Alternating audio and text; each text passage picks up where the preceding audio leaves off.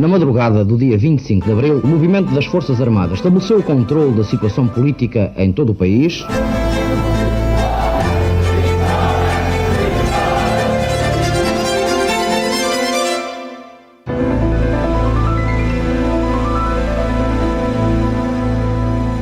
Olá, bem-vindos a mais um episódio da História Repete-se, com Henrique Monteiro. Olá, Henrique. Olá, Lourenço. E comigo, Lourenço Pereira Coutinho. No episódio de hoje vamos falar de um tempo, de certa forma, ignorado pela nossa historiografia.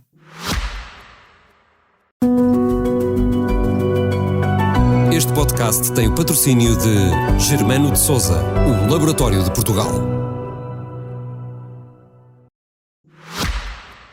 A ditadura militar, que formalmente durou de maio de 1926 a abril de 1933, data de entrada em vigor da Constituição que institucionalizou o Estado Novo.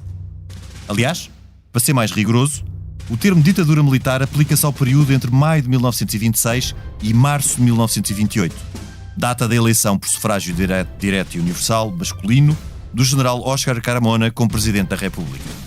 A partir de então, a ditadura militar passou a designar-se por ditadura nacional. É frequente, até em pessoas com conhecimentos de história, assistir-se ao salto direto da Primeira República para o Estado Novo. Ora, sendo a ditadura militar um parênteses, vou chamá-la assim por simplificação, não deixou de ser um tempo histórico que durou quase 7 anos e, sobretudo, que foi distinto tanto da Primeira República quanto do Estado Novo.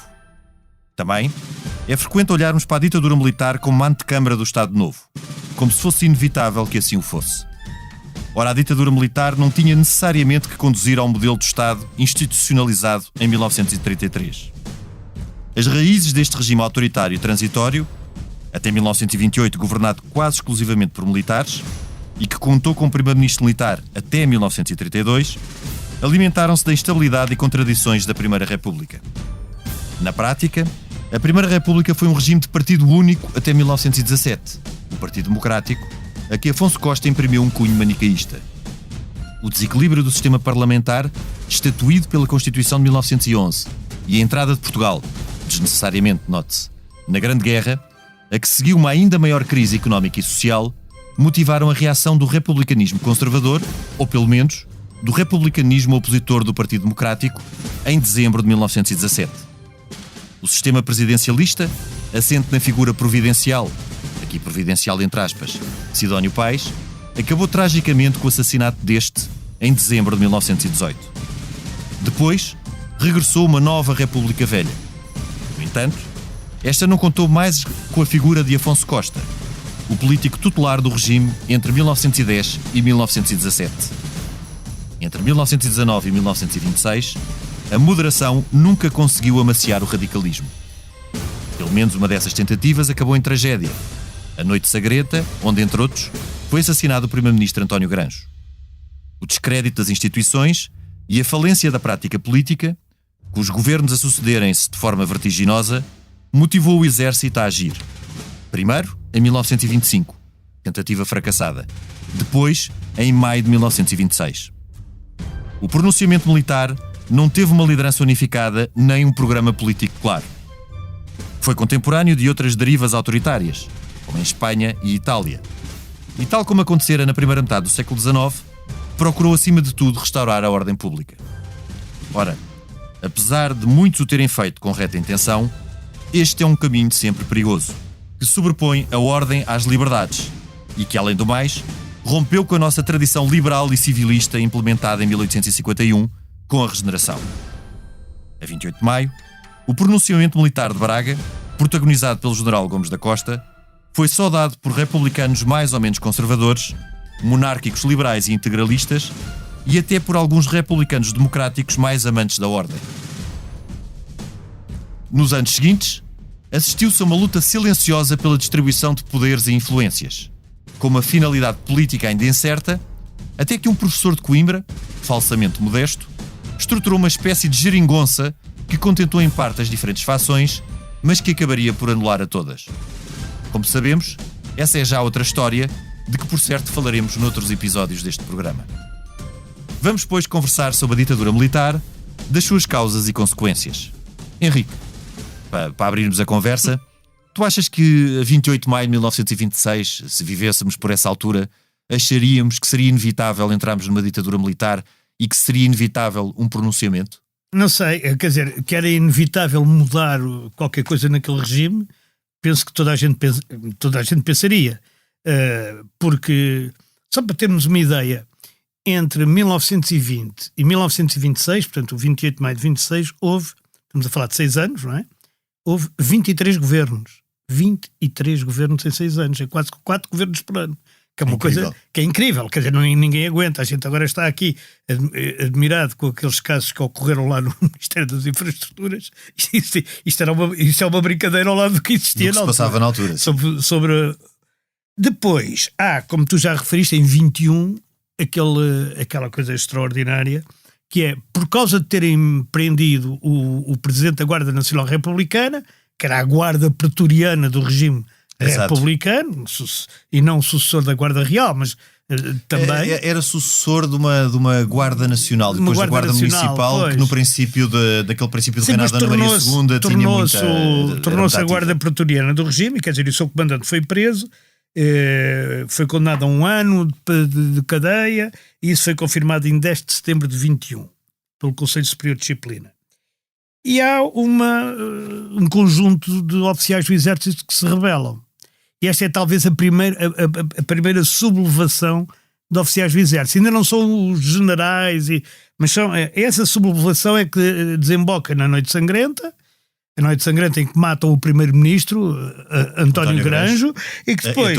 Entre o Machado Santos, sim. figuras, não é? E sai a tal caminhonete, o António Granjo, já depois de ter pedido admissão a António José de Almeida, que era presidente. O Granjo vai para a casa do Cunha Leal, para se refugiar, mas também é apanhado, outro republicano, e vai ser apanhado à mão. Depois foi levado para o Arsenal da Marinha, não é? Foi batido a tiro ali no Arsenal da Marinha. Isto é para se ver um bocado o que era isto, não é?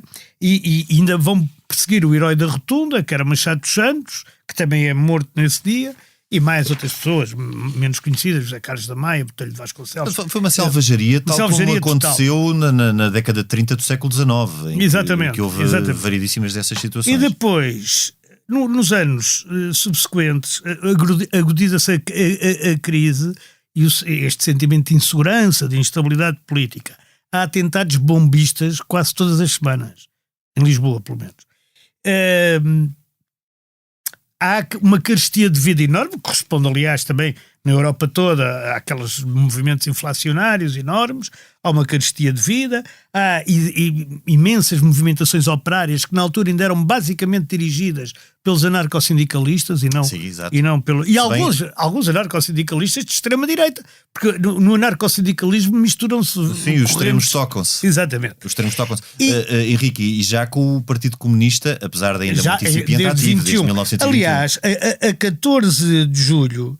A 14 de julho de 24, há confrontos entre os militares do Exército e a Guarda Nacional Republicana por causa de manifestações anarcossindicalistas e também pessoas de tendência fascista, que tinham um jornal chamado A Época, que curiosamente é o último nome do jornal do regime, que chamava Exato. Diário da Manhã, e depois com o Marcelo Caetano volta a chamar-se Época.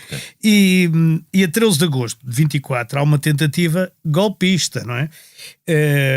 Acho que tomam forte a Meixoeira por baixo, quando se entra ali na calçada do Carris, quem conhece Lisboa, há um monte ali pelo lado da Meixoeira, aquilo por baixo era tudo um paiol.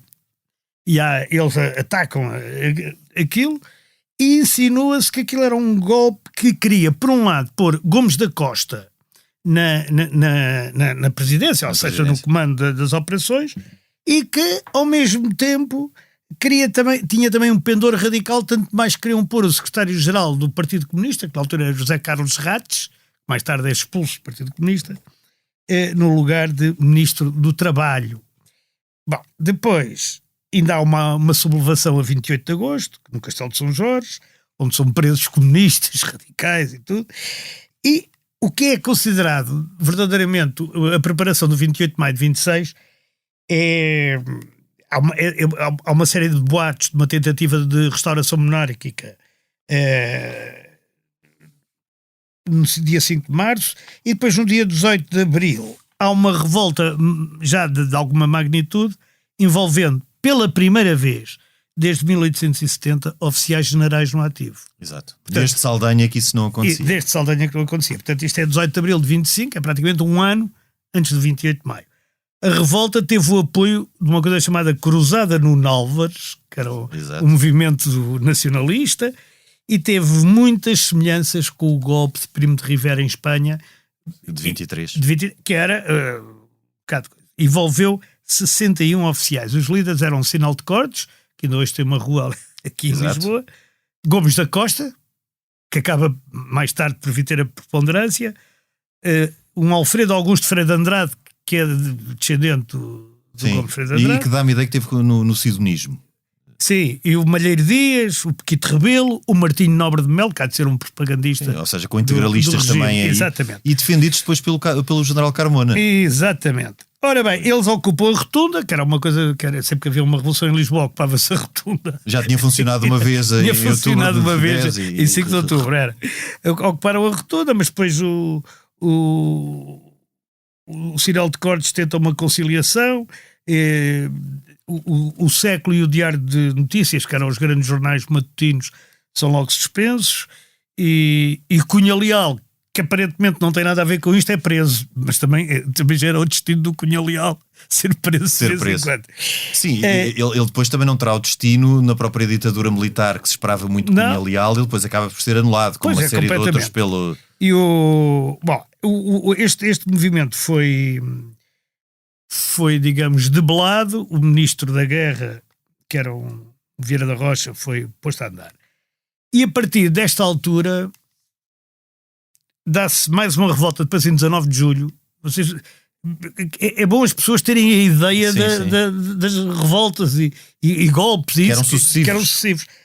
Comandado por quem? Por uma pessoa que depois é muito importante na ditadura militar, que é o José Mendes Cabeçada. O Mendes Cabeçadas. E outro que é o Jaime Batista. E o Mendes Cabeçadas já tinha estado no 5 de outubro e já... Sim, mas o Mendes Cabeçadas era um republicano. Sim. 5 estados. Sim, aliás, porque estas fações republicanas de oficiais opunham-se ao Partido Democrático. A ideia não era haver uma restauração monárquica. Eles são presos, é secretário de Estado de Sítio, o Jaime Batista vai para o Forte São Julião da Barra, mas consegue evadir-se do Forte São Julião da Barra, o que é quase impossível sem haver lá aliados lá dentro. E o Mendes Cabeçada revolta o cruzador Vasco da Gama. E, portanto, aquilo é tudo a muito custo, que é tudo, digamos, debelado também, mas há um único ferido, que isto também é uma coisa boa que Portugal tem no século XX, e isso até agora no século XXI, que é, mesmo quando há muita agitação, não há muita violência. Sim. Houve uma revolta muito complicada durante a Primeira República, que foi em 1915, quando o Partido Democrático restaura e depois é de 27. E a repressão à primeira greve geral, que também faz imensos mortos, que é em 1913. Bem, mas enfim, aqui só há um ferido. E quando há as investigações e os julgamentos destas tentativas todas, há mais boatos e boatos sobre mais coisas. E então torna-se claro que o Gomes da Costa e o Mendes Cabeçada não iriam desistir nunca de fazer um golpe e mudar isto. Agora, eles tinham várias diferenças. O Gomes da Costa, como oficial, tinha sido comandante do Corpo Expedicionário Português na Primeira Guerra Mundial. E era considerado um herói, apesar daquilo que ele comandava ter desaparecido tudo. Sim, e teve em África na mesma batalha. Sim, era um militar. Mas a grande coisa dele, digamos, sim, é de ser comandante do Corpo Expedicionário Português na Primeira Guerra Mundial. E ele então, qual é o pretexto? Isto também é curioso e tu também sabes bem disso. O pretexto é a questão do tabaco. Ora, a questão do tabaco foi... Monopólio. A questão do tabaco, o monopólio do tabaco foi para aí causa de não sei quantas revoluções e ainda está remotamente na ditadura, que não era bem uma ditadura, mas que se chama ditadura na altura de João Franco. De João Franco. E ainda está remotamente na origem também com os adiantamentos à coroa, no assassínio de Dom Carlos, que era para ser o assassínio de João Franco. No princípio do século XX foi muito premente esse tema do monopólio dos tabacos. O António Maria da Silva, e o António Maria da Silva é preciso caracterizá-lo, o António Maria da Silva era talvez a pessoa mais importante da alta venda. A alta venda era a direção da Carbonária. Muita gente... Mas desde anos e anos. Desde anos 1911 ou 1908. E antes. E antes, porque a Carbonária basicamente tinha 3 dirigentes, que era o Luz de Almeida, o António Maria da Silva e o Machado dos Santos. Exato. O Luz de Almeida foi quem trouxe em 1896 a nova Carbonária. A nova Carbonária, que já não era a Carbonária católica do Garibaldi, era outra Carbonária. Sim, mais era uma Carbonária radical, anarquista quase. Sim. E que muita gente confunde com a maçonaria simplesmente porque eles sim acoitavam na maçonaria. E havia lojas de contacto. Havia uma loja, que era a loja Montanha. Que ainda existe essa loja, já não existe. Pois isso não... Eu acho que os carbonários, não sei. Pelo menos carbonários não existem já. É capaz de existir, nunca se sabe. Gente. Bom, mas enfim, diz. Não, ia dizer que a Primeira República nasce com 2 pecados originais. O primeiro, o próprio sistema de equilíbrios políticos que já se tinha provado com o vintismo que não funcionava. Um sistema unicamente parlamentar claro. Com um chefe de Estado sem capacidade de dissolução. Portanto, o sistema ficava bloqueado. O segundo foi ser um regime de partido único. E um partido único... Ele não é de partido único. Não, quer dizer, partido único na prática. Resulta num regime de... Sim, obviamente... Não... Aquilo que mais tarde se chamava as mexicanizações. Exato, não era um regime de partido único formalmente, mas na prática era um regime de partido único. E um partido único que era um partido exclusivista e que perseguiu, como sabemos, todos os outros republicanos, monárquicos, igreja, sim. Sabemos como é. E não só. E à esquerda, sindicalistas, o Partido Democrático fê-lo. Depois há uma viragem grande a seguir ao tempo de Sidónio Pais. Também com todos esses oficiais que regressam da guerra. E a guerra aqui tem, não só nos outros países, porque nós sabemos que todos os regimes autoritários da década de 20 resultam também do que foi o trauma da Primeira Guerra Mundial. E esta ideia de que os regimes liberais não conseguiram evitar a guerra e que era precisa ordem. E, numa segunda fase da República, com tentativas de ajustes, e tentativas até bem intencionadas, como, por exemplo, dar a capacidade de dissolução ao Presidente, que é dada a partir de 1919, e o António José de Almeida ainda a exerce por uma vez. Mas o que é facto é que o Presidente, mesmo dissolvendo, não tem essa capacidade de influência para conseguir alternar. O António José de Almeida tentou, com o António Granjo, no fundo, procurar uma república menos radical. Sim, mais centrista. E o próprio António Maria da Silva, que era um elemento moderado, tentou fazê-lo no Partido Democrático. Inclusive dispensando aquela atuação constante da Guarda Nacional Republicana. Só que também não o conseguiu porque o próprio Partido Democrático divide-se. E a Formiga Branca. E a Formiga Branca. E parte-se. Sim. E partindo-se, esse problema que foi um problema do final da monarquia constitucional, que foi o problema da atomização do sistema partidário, em que no final, em 1910, existia um partido progressista relativamente homogéneo, mas em que o Partido Regenerador já se tinha partido em variedíssimas fações. Existiu também no final da Primeira República. Quando... Não há nada de muito diferente, porque se nós repararmos, apesar de obviamente termos um chefe de Estado, apesar de todas estas diferenças, e de a Carta Constitucional dar uma capacidade de intervenção ao chefe de Estado que a Constituição de 1911 não deu, estamos em regimes liberais. A monarquia constitucional e a Primeira República, com todos os defeitos que ambos tiveram e com todas as diferenças que tiveram, eram regimes liberais. O que se passa em 1926 é chegar-se a um momento em que quem faz um pronunciamento militar, esse exército que procura a ordem, pensa o regime liberal faliu e nós precisamos de um parênteses para repor a ordem. Exatamente. E para procurar algo de novo. Para procurar uma nova Constituição, nova Constituição, um novo arranjo de poder. Um novo arranjo de poder, sendo aliás, que, como nós sabemos... É isso que pede ao Gomes da Costa.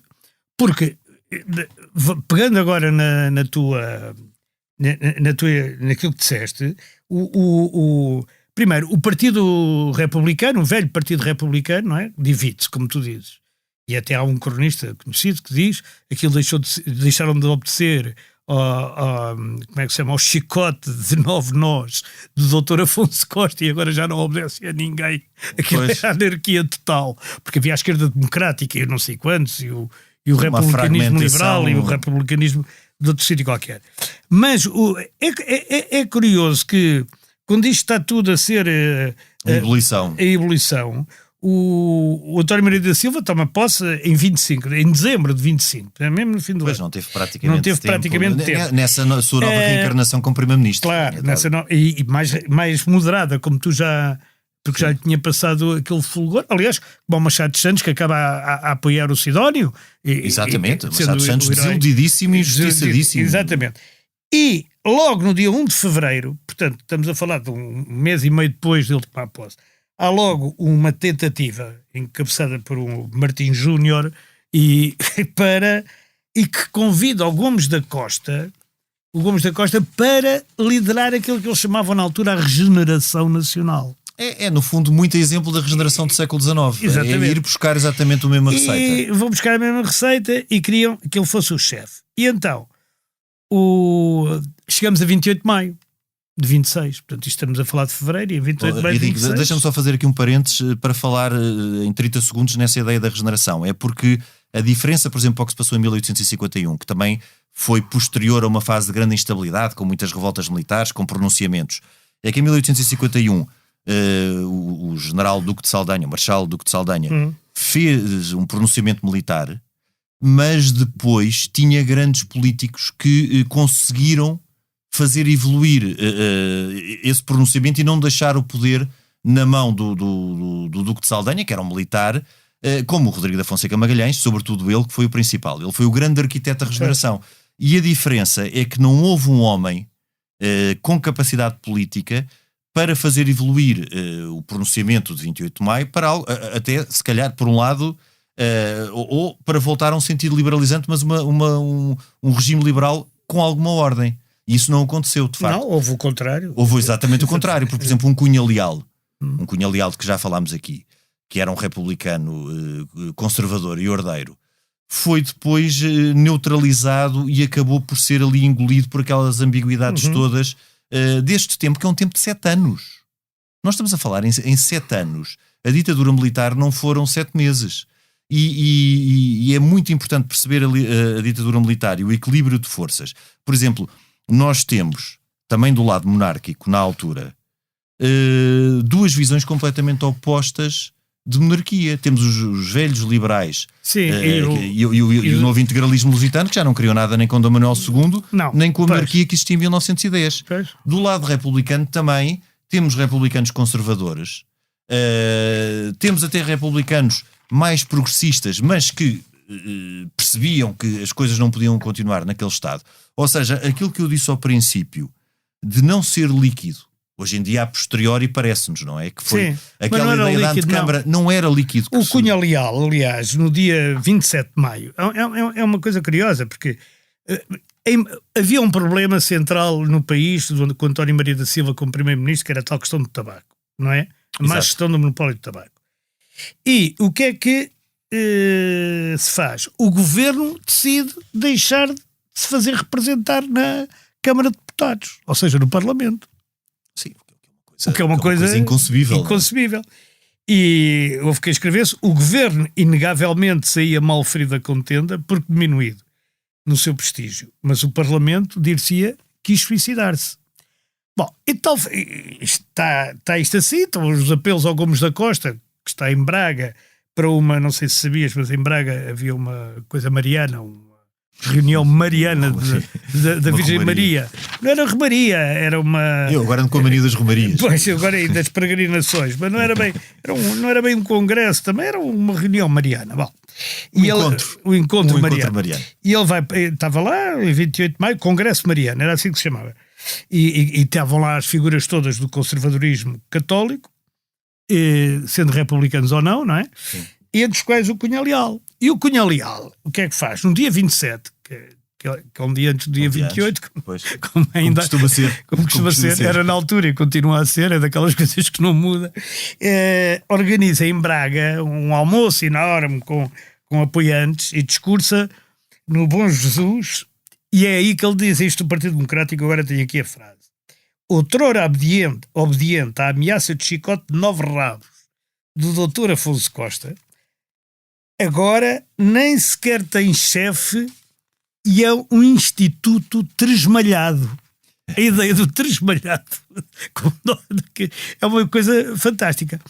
E, portanto, sim senhor, vão por ali, e ele depois continua a criticar o Gino Salmastado, o Tabaninha Barbosa, essas figuras da mas época. enquanto estava a acontecer isso em Braga, e o 28 de maio foi exatamente por isso, por não ter um comando unificado. E o Gomes da Costa proclama ali a regeneração.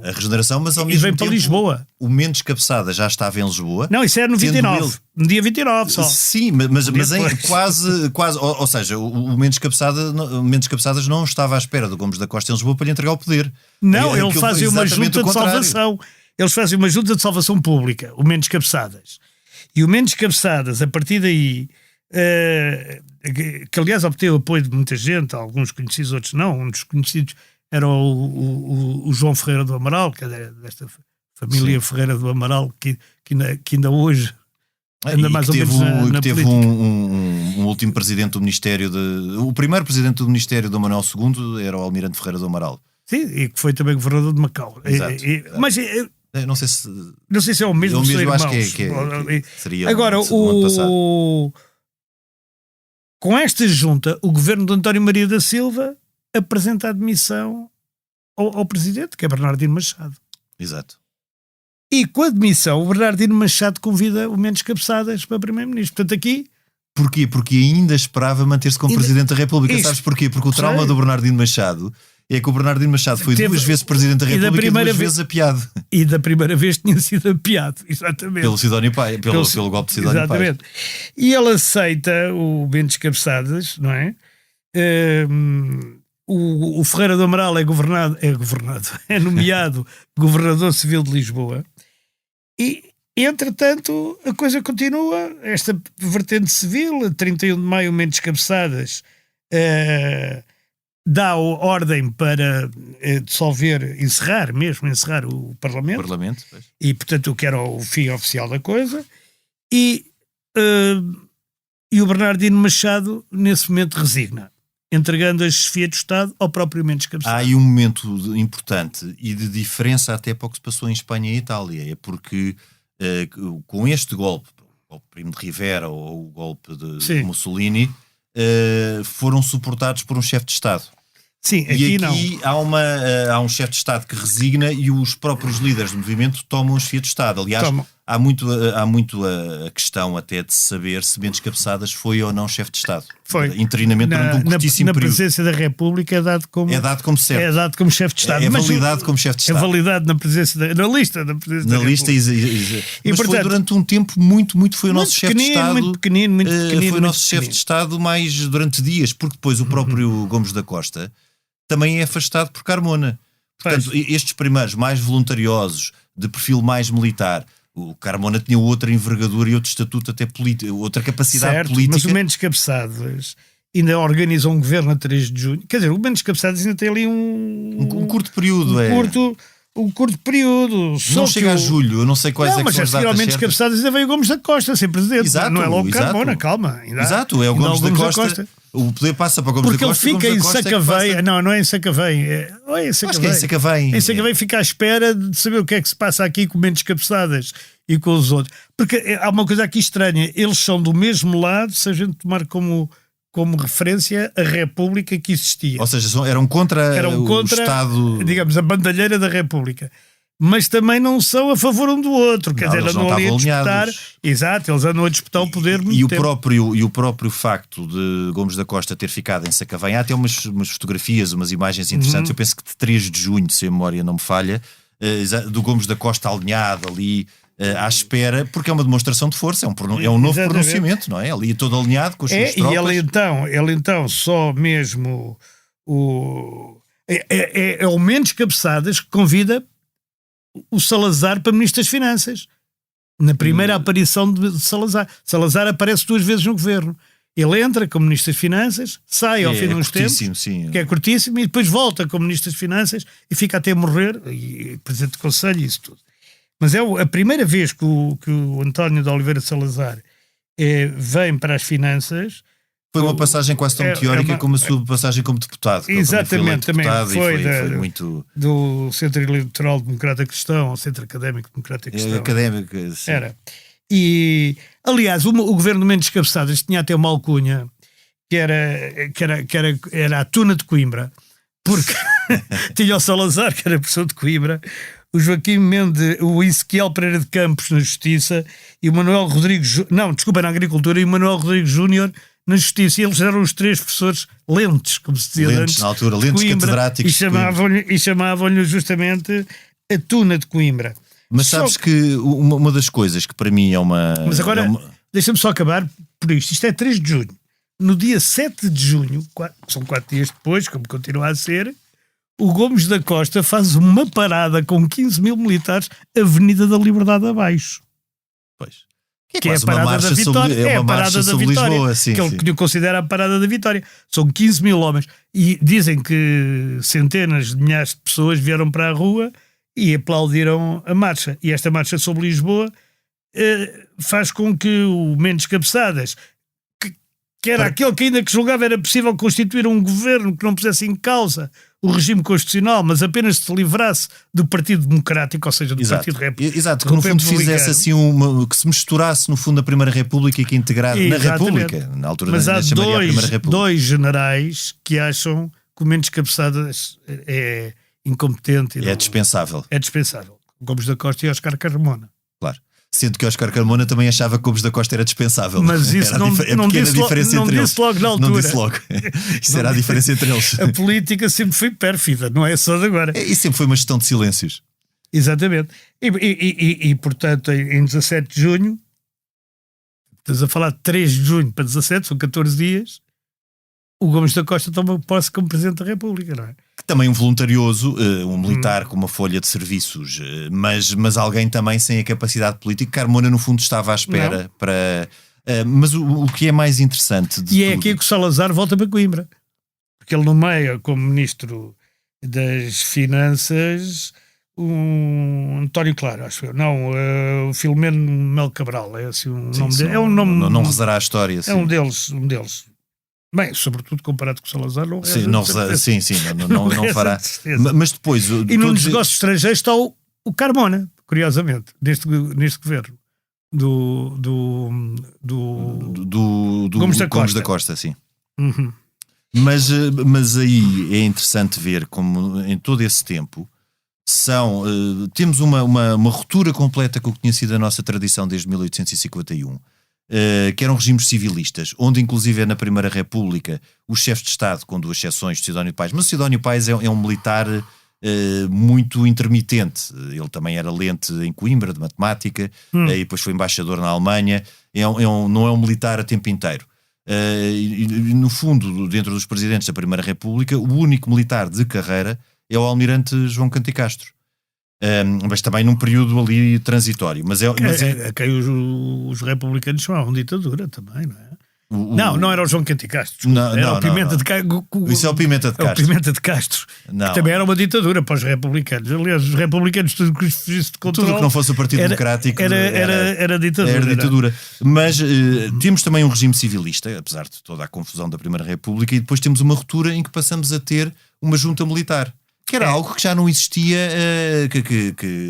Aliás, ela declara-se, como tu disseste logo na introdução, ditadura militar. Ditadura militar. Ditadura militar. Só passados uns tempos é que passa a chamar-se ditadura nacional. Eu penso que isso é a partir de 28, porque entra um administrativista e professor de finanças em direito conhecido, na altura já, chamado Salazar, e ele, como teve sempre horror a coisas que não fossem claramente legais dentro das leis que ele próprio fazia, era um legalista da legalidade dele, não da dos outros. Ele impõe o nome de ditadura nacional, porque a ditadura militar era muito... E também por outro motivo, porque ele próprio já estava a prever que a ditadura deveria evoluir para uma ditadura civil. Ou seja, para ele próprio. Exato, ou seja, não sei se ele já teria, mas a ambição teria com certeza. Porque ele quando chega faz aquilo que agora não quero ofender o meu amigo Mário Centeno, mas ele faz o mesmo que Mário Centeno, começa a cativar tudo, até Portugal tem superávit, que era uma coisa que nunca tinha. Não é? E Ele é de facto, considerado o mago das finanças. E de facto, quando se é um ditador, consegue-se fazer isto. É mais fácil. É mais fácil, sim. É mais fácil.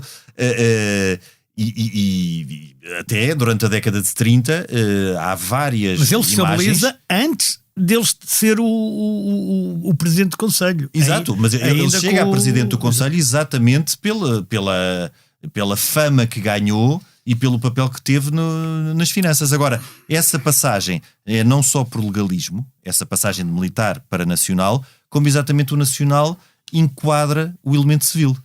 Que é o elemento civil que depois será preponderante a partir de 33, apesar dos militares... Resta aqui dizer que pelo meio ele consegue um plebiscito sobre o Presidente da República ser o Oscar em 28. Carmona, em 28, que já é muito apoiado pelo Salazar. O Oscar Carmona. Se bem que a relação entre eles não foi uma relação fácil. Sim, também, mas ele depois foi Presidente da República durante anos e toda a gente chorou. Sim, uma relação que não foi tão fácil. Ele nunca teve relação fácil com nenhum Presidente da República, porque com o sucessor de Carmona também não teve. Teve com o Américo Tomás. Mas com o Américo Tomás... Mas quer dizer, teve, não sei. Mas o Américo Tomás tinha sido seu Ministro da Marinha, o que é muito difícil depois passar... Era em 51, era o Ministro da Marinha de Salazar. Mas com o Craveiro Lopes ele teve uma relação péssima, não é? Sim. Pior que a do Oscar Carmona. O Oscar Carmona era um enfeite do regime, na verdade. Era um velhinho simpático... Bom, Henrique, mas era um velhinho simpático, foi um velhinho simpático já na fase final. Claro. Porque na década de 30... Quando era novo não era um velhinho simpático. Não era um velho, mas quando no princípio da década de 30, aqueles primeiros anos, houve ali uma dificuldade de encaixe de ambos. Eu não nego isso, estou a dizer não era como claro... quando o Salazar se aproveita dele para o fim, já depois da guerra... Sim. Ele já é uma espécie de avôzinho, o venerando, não é venerado, venerando chefe de Estado, venerando a figura. Aliás, o Américo Tomás também foi venerando a figura, que ainda sou desse tempo em que era venerando a figura do chefe de Estado. Mas o Carmona, que morreu muito antes de eu nascer, não é? O Carmona era assim apresentado, quer dizer, eu sei, por arquivos, não é? No funeral dele, o locutor da emissora nacional chorou. Pois. Porque era aquilo, ele era tão venerando. Mas o seu papel, comprou-se bolas. O papel do Carmona não foi sempre decorativo. Então, nesta primeira fase, foi uma fase importantíssima. Inclusive, apesar dele não ser uma figura em que possamos dizer a ditadura militar, de facto, foi uma ditadura de militares e foi uma ditadura, de certa forma, de um coletivo. Não se pode dizer que o Carmona, apesar de ter sido Presidente da República, se tenha sobreposto de uma forma muito afirmativa em relação aos outros. Ou seja, sim. não foi aquela figura de militar que, com uma capacidade total de comando e com uma adesão.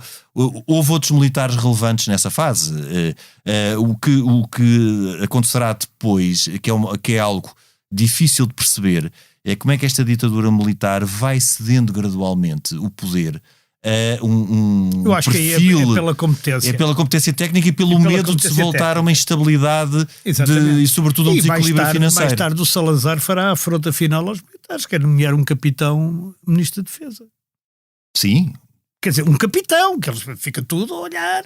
Aliás, várias figuras do salazarismo. A relação de Salazar com militares também é muito interessante de se perceber todo aquele equilíbrio e é de estudo interessante, porque durante toda a década de 30, não só os militares, Salazar depois, com as suas ambiguidades e com os seus silêncios, e agitando essa questão do problema do desequilíbrio financeiro, no fundo, como eu disse aqui na introdução, anulou-os a todos. Isso foi o seu grande mérito durante a década de 30. Ele fez uma geringonça, como tu disseste, e depois anulou a todos, porque havia as camisas negras do rolão preto e ele, pimba, maniatou-os todos e mandou-os embora. Os monárquicos havia os monárquicos que andavam sempre lá a pensar que isto voltava para a monarquia.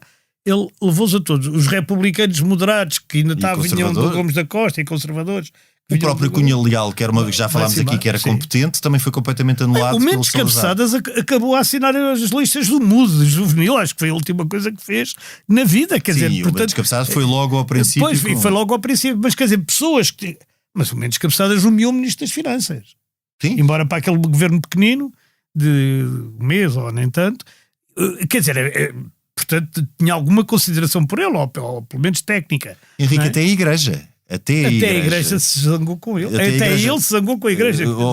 Mas até a Igreja foi, de certa forma, anulada, porque depois a Igreja, durante muito tempo, durante o Estado Novo, foi muito a figura do Cardeal Serjeira. A Igreja não era só isso. Ou seja, o Estado Novo tentou que fosse só o Cardeal Serjeira. E a Igreja não era isso. Tinha sido colega de Salazar em Salazar tinha uma relação muito próxima.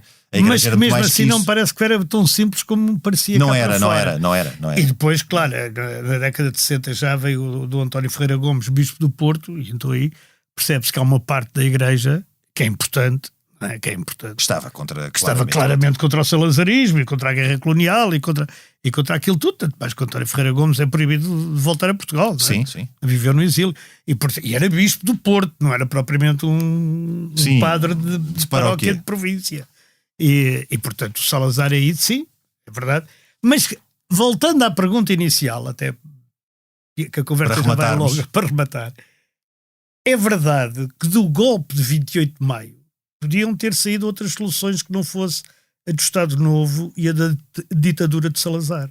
Exato. Podiam ter saído. Foi claramente uma solução autoritária. Claro. Foi uma deriva autoritária, mas era uma deriva autoritária que eventualmente até poderia ter sido transitória.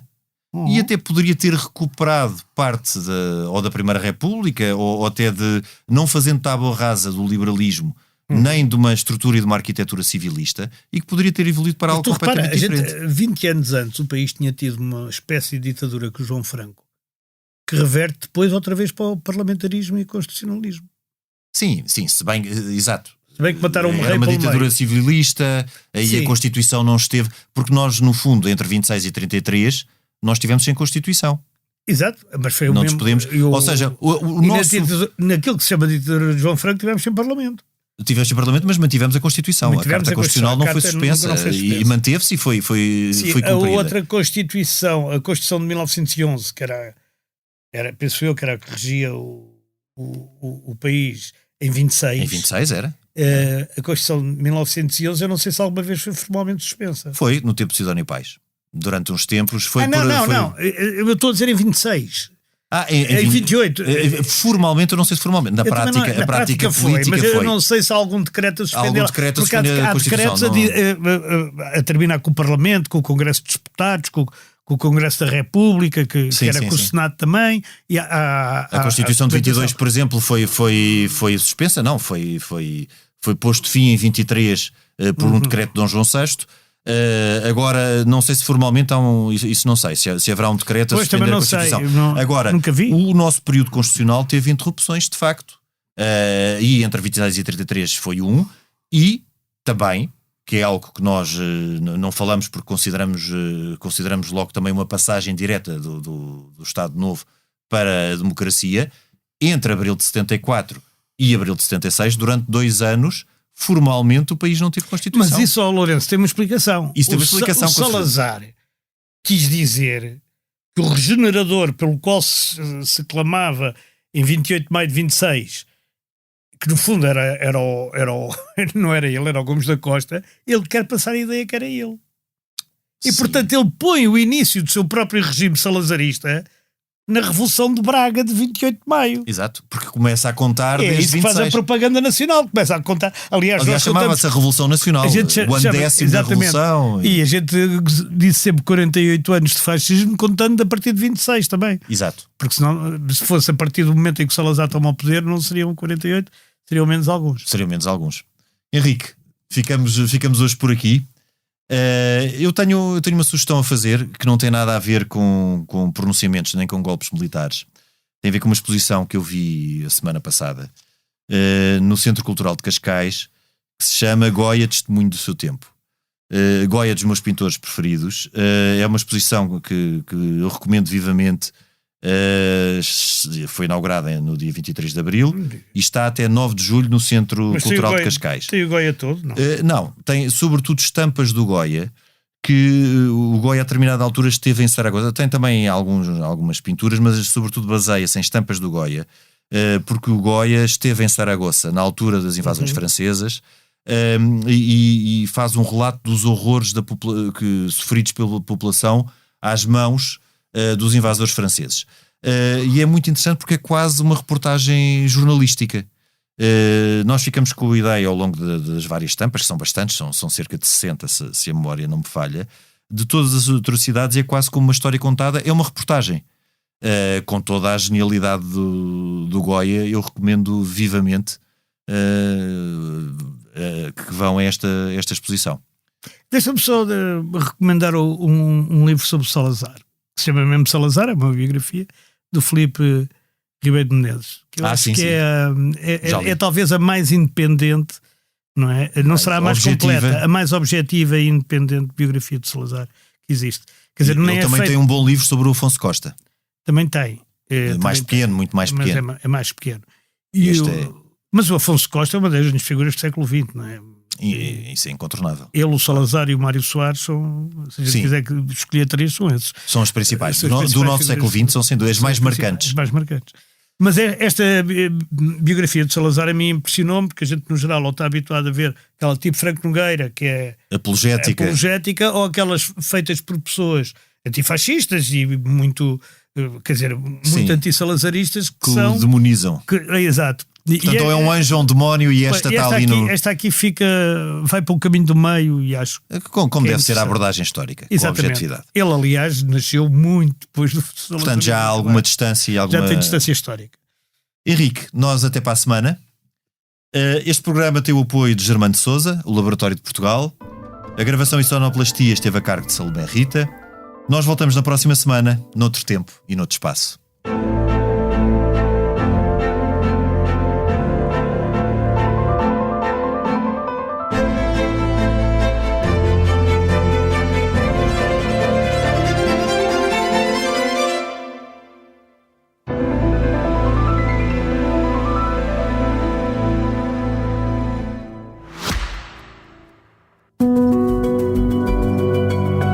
Este podcast tem o patrocínio de Germano de Sousa, o Laboratório de Portugal.